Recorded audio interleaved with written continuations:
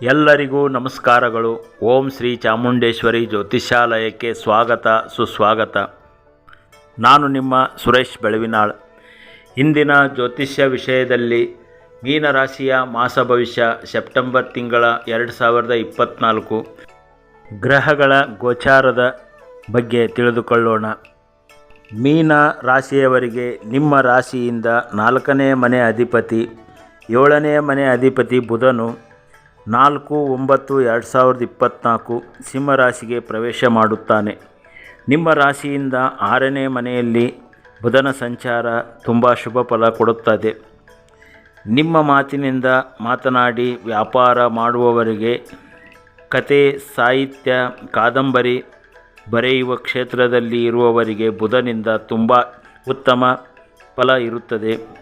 ಕಾಗದ ಪತ್ರ ದಾಖಲಾತಿ ಮಾಡಿಸಿ ಕೊಡುವವರಿಗೆ, ಹಾಸ್ಯ ಕಲಾವಿದರಾಗಿ ನಟನೆ ಮಾಡುವವರಿಗೆ, ಬ್ಯಾಂಕಿನಲ್ಲಿ ಅಕೌಂಟೆಂಟ್ ಆಗಿ ಕೆಲಸ ಮಾಡುವವರಿಗೆ, ಯಾವುದೇ ಲೆಕ್ಕ ಪತ್ರಗಳನ್ನು ಬರೆಯುವವರಿಗೆ, ತಮ್ಮ ಮನೆಯ ಅಕ್ಕಪಕ್ಕದವರ ಜೊತೆಯಲ್ಲಿ ಪ್ರೀತಿ ಬಾಂಧವ್ಯದಿಂದ ಇರುವ ಹಾಗೆ, ಲಾಯರ್ ನ್ಯಾಯಾಧೀಶರು ತಮ್ಮ ಮಾತಿನಿಂದ ಜಯ ಗಳಿಸುತ್ತಾರೆ. ಪೇಪರ್ ವರ್ಕ್ ಮಾಡಿಸಿಕೊಡುವವರಿಗೆ, ಬುಕ್ಕು, ಪೆನ್ನು, ಶಾಲೆಗೆ ಬೇಕಾದ ಎಲ್ಲ ವಸ್ತು ಮಾರಾಟ ಮಾಡುವವರಿಗೆ ಬುಧನಿಂದ ತುಂಬ ಶುಭ ಫಲ ಇರುತ್ತದೆ.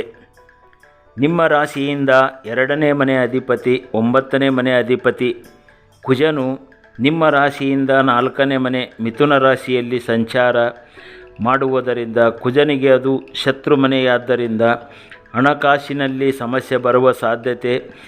ನೀವು ಏನಾದರೂ ಹೊಸ ಭೂಮಿ ಮಾಡಬೇಕು ಅನ್ನುವರು ನಿಮ್ಮ ಮಾತಿನಲ್ಲಿ ಎಚ್ಚರಿಕೆಯಿಂದ ಯಾವುದೇ ಕಾರಣಕ್ಕೂ ಕೋಪ ಮಾಡಿಕೊಳ್ಳದೆ ವ್ಯವಹಾರ ಮಾಡಿ, ಅಥವಾ ನಿಮ್ಮ ತಂದೆಯಿಂದ ಸಹಾಯ ಪಡೆದುಕೊಂಡು ವ್ಯವಹಾರ ಮಾಡಿ, ಅಥವಾ ನಿಮ್ಮ ತಾಯಿಯ ಸಹಾಯದಿಂದ ನೀವು ಯಾವುದೇ ವ್ಯವಹಾರದಲ್ಲಿ ಮಾಡುವುದು ತುಂಬ ಉತ್ತಮವಾಗಿರುತ್ತದೆ. ನಿಮ್ಮ ಜಾತಕದಲ್ಲಿ ಕುಜನು ದುಸ್ಥಾನದ ಅಧಿಪತಿಯಾಗಿ ದೋಷನಾಗಿದ್ದರೆ ನೀವು ಸುಬ್ರಹ್ಮಣ್ಯ ದೇವರ ಆರಾಧನೆ ಮಾಡಿ. ಇದರಿಂದ ಕುಜನಿಂದ ಯಾವುದೇ ಸಮಸ್ಯೆ ಇದ್ದರೂ ನಿವಾರಣೆಯಾಗಿ ನಿಮಗೆ ಶುಭ ಫಲ ಕುಜನಿಂದ ಬರುತ್ತದೆ. ಓಂ ಸುಬ್ರಹ್ಮಣ್ಯಾಯ ನಮಃ ಈ ಮಂತ್ರ ಜಪದಿಂದ ಕುಜನಿಂದ ನಿಮಗೆ ತುಂಬ ಶುಭ ಫಲ ಬರುತ್ತದೆ.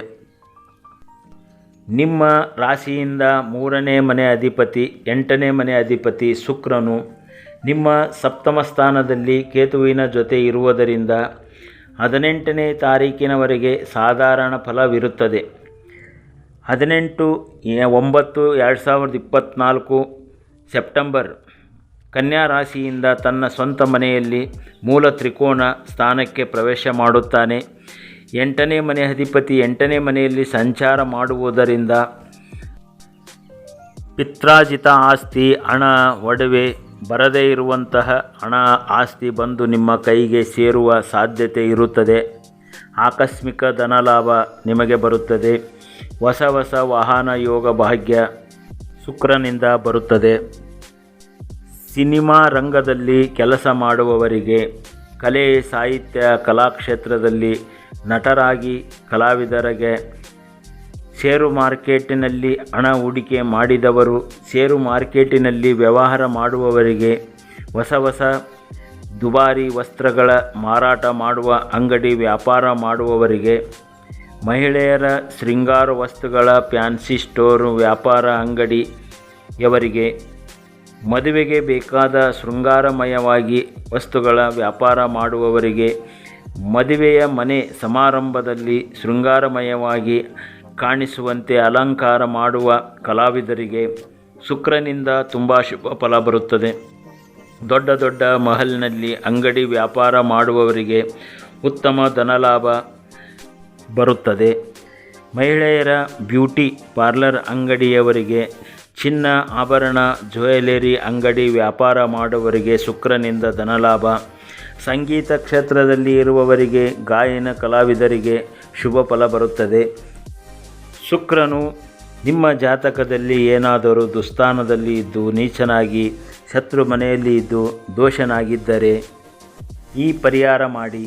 ಶ್ರೀ ಮಹಾಲಕ್ಷ್ಮಿ ದೇವಸ್ಥಾನದಲ್ಲಿ ಯಾವುದೇ ಹೆಣ್ಣು ದೇವತೆ, ಸೌಮ್ಯ ದೇವತೆಗಳ ದೇವಿ ದೇವಸ್ಥಾನದಲ್ಲಿ ಶುಕ್ರವಾರ ಮಂಗಳವಾರ ಕುಂಕುಮಾರ್ಚನೆ ಮಾಡಿಸಿ ನಿಮಗೆ ಸಾಧ್ಯವಾದರೆ ತುಪ್ಪವನ್ನು ದೇವಿಗೆ ಕೊಟ್ಟು ಬರುವುದರಿಂದ ಶುಕ್ರನಿಂದ ಯಾವುದೇ ದೋಷವಿದ್ದರೂ ನಿವಾರಣೆಯಾಗಿ ನಿಮಗೆ ಶುಕ್ರ ಮಹಾರಾಜನಿಂದ ಶುಭ ಫಲ ಬರುತ್ತದೆ. ನಿಮ್ಮ ರಾಶಿಯಿಂದ ಸೂರ್ಯನು 6ನೇ ಮನೆ ಅಧಿಪತಿಯಾಗಿ 6ನೇ ಮನೆಯಲ್ಲಿ 16/9/2024 ತಾರೀಕಿನವರೆಗೆ ತನ್ನ ಸ್ವಂತ ಮನೆಯಲ್ಲೇ ಸಿಂಹ ರಾಶಿಯಲ್ಲಿಯೇ ಇರುತ್ತಾನೆ. ಸೂರ್ಯನಿಂದ ಶತ್ರುಗಳಿಂದ ಜಯ, ಆರೋಗ್ಯದ ಸಮಸ್ಯೆ ಇದ್ದವರು ರೋಗವಾಸಿಯಾಗಿ ಉತ್ತಮ ಆರೋಗ್ಯ ನಿಮಗೆ ಬರುತ್ತದೆ. ಸರ್ಕಾರಿ ಕೆಲಸದಲ್ಲಿ ಇದ್ದವರು, ರಾಜಕೀಯ ಕ್ಷೇತ್ರದಲ್ಲಿ ಇವರಿಗೆ ಸೂರ್ಯನಿಂದ ಶುಭ ಫಲ ಬರುತ್ತದೆ. ನಿಮ್ಮ ಯಾವುದೇ ಕೆಲಸ ಕಾರ್ಯದಲ್ಲಿ ಆತ್ಮಬಲದಿಂದ ಕೆಲಸದಲ್ಲಿ ಜಯ ಪ್ರಾಪ್ತಿಯಾಗುತ್ತದೆ. ಸರ್ಕಾರಿ ಕೆಲಸಕ್ಕೆ ಪ್ರಯತ್ನ ಮಾಡುವವರು ಮಾಡಬಹುದು. ನಿಮ್ಮ ಸ್ನೇಹಿತರಿಂದ ಸಹಾಯ, ನಿಮ್ಮ ತಂದೆಯಿಂದ ನಿಮಗೆ ಬೇಕಾದ ಸಹಾಯ ಸಿಗುತ್ತದೆ. ಶನಿಯು ಸೂರ್ಯನಿಂದ ಸಪ್ತಮದಲ್ಲಿ ಕುಂಭರಾಶಿಯಲ್ಲಿ ಇದ್ದು ಸೂರ್ಯನ ಮೇಲೆ ದೃಷ್ಟಿ ಇದ್ದರೂ ಶನಿಯು ನಿಮ್ಮ ರಾಶಿಗೆ ಲಾಭಾಧಿಪತಿ ವ್ಯಯಾಧಿಪತಿ ಆಗಿ ನಿಮ್ಮ ಮಕ್ಕಳಿಗಾಗಿ ಹಣ ಖರ್ಚು ಆಗುವ ಸಾಧ್ಯತೆ ಇರುತ್ತದೆ. ವಿದ್ಯೆಗಾಗಿ ಹಣ ಖರ್ಚು, ತೀರ್ಥಕ್ಷೇತ್ರಕ್ಕೆ ಹೋಗಿ ಬರಲು, ತೀರ್ಥಯಾತ್ರೆಗೆ ಹಣ ಖರ್ಚು ಬರುವ ಸಾಧ್ಯತೆ ಇರುತ್ತದೆ. ಸೂರ್ಯನು ಆತ್ಮಕಾರಕನಾಗಿ ಇರುವುದರಿಂದ ಆತ್ಮ ಸಂತೋಷಕ್ಕಾಗಿ ದೇವಾಲಯಗಳ ದರ್ಶನ ಮಾಡುವ ಯೋಗ ಸೂರ್ಯನಿಂದ ಬರುತ್ತದೆ. ನಿಮ್ಮ ರಾಶಿಯಿಂದ ಶನಿಯು 12ನೇ ಮನೆ ಅಧಿಪತಿಯಾಗಿ 11ನೇ ಮನೆ ಅಧಿಪತಿಯಾಗಿ 11ನೇ ಮನೆ ವಕ್ರೀಯವಾಗಿ ನೋಡುವುದರಿಂದ ಬಂದಿರುವ ಲಾಭದಲ್ಲಿ ಹಣ ಖರ್ಚು ಬರುತ್ತದೆ.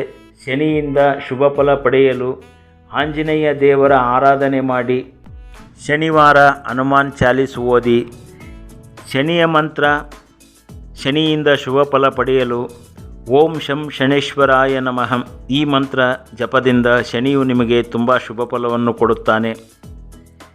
ನಿಮ್ಮ ರಾಶಿಯ ಅಧಿಪತಿ 10ನೇ ಮನೆ ಅಧಿಪತಿ ಗುರು ಆಗಿರುತ್ತಾನೆ. ಗುರು ನಿಮ್ಮ ರಾಶಿಯಿಂದ 3ನೇ ಮನೆಯಲ್ಲಿ ಸಂಚಾರ ಮಾಡುವುದರಿಂದ ನಿಮಗೆ ಗುರುಬಲ ಇರುವುದಿಲ್ಲ. ಕೆಲಸದಲ್ಲಿ ಸಣ್ಣ ಪುಟ್ಟ ಸಮಸ್ಯೆಗಳು ಬರಬಹುದು. ನಿಮ್ಮ ರಾಶಿಯಲ್ಲಿ ರಾಹು ಇರುವುದರಿಂದ ಆರೋಗ್ಯದ ಸಮಸ್ಯೆ ಬರುವ ಸಾಧ್ಯತೆ ಇರುತ್ತದೆ.